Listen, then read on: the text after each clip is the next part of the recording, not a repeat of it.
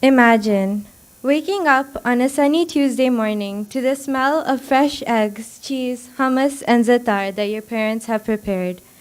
You make your way out of bed, with your stomach grumbling at the delicious aromas that encircle your room, and you join your family for breakfast.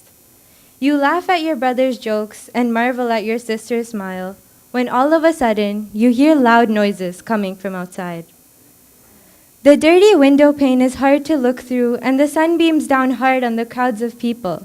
These people, chanting, singing, marching, are dotted with colorful signs, flags, and banners with messages scrawled in intricate Arabic.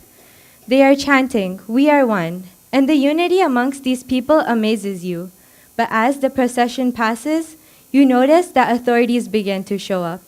And rather than receiving a warning, protesters are met with nothing more than brutality, bullets, and tear gas.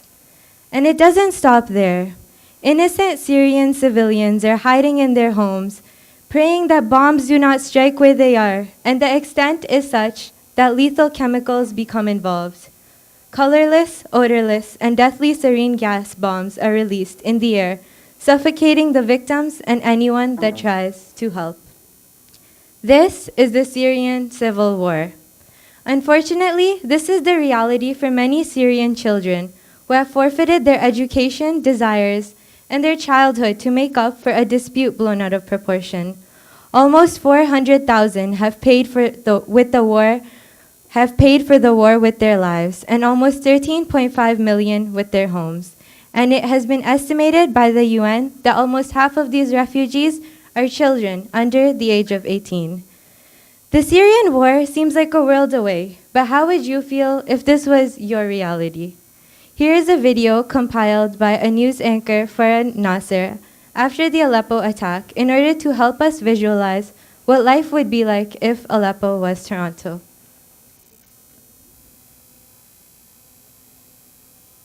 Aleppo was the commercial hub of Syria. Not the capital, but just like Toronto, the economic engine of the country. And Aleppo's population before the war was almost identical to Toronto's. So let's imagine this was happening here. First, the entire city would be divided in half.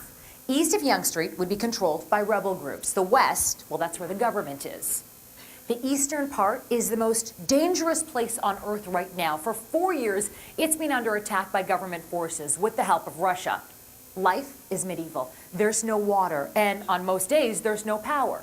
Now, the lucky ones, they've been able to leave. So let's say all the residents from the beach, from Leaside, the Danforth, they're all in refugee camps in Buffalo. Tens of thousands of people have been killed. I want you to picture the entire community of Malvern there wiped out. Now, half of Scarborough is trapped. More than a third of the residents there are children. There's no safe passage out. Pearson and Billy Bishop Airport, they've been out of service for years. The DVP and the 401, they're no more. The Gardiner's still there, but it's been nicknamed Death Row. Thankfully, we live in a country like Canada that has spread out its arms to welcome almost 25,000 refugees as of February 16, 2016. There are numerous dedicated and committed individuals and groups who have put in their efforts and time to assist these refugees, and we pray to Allah to reward them.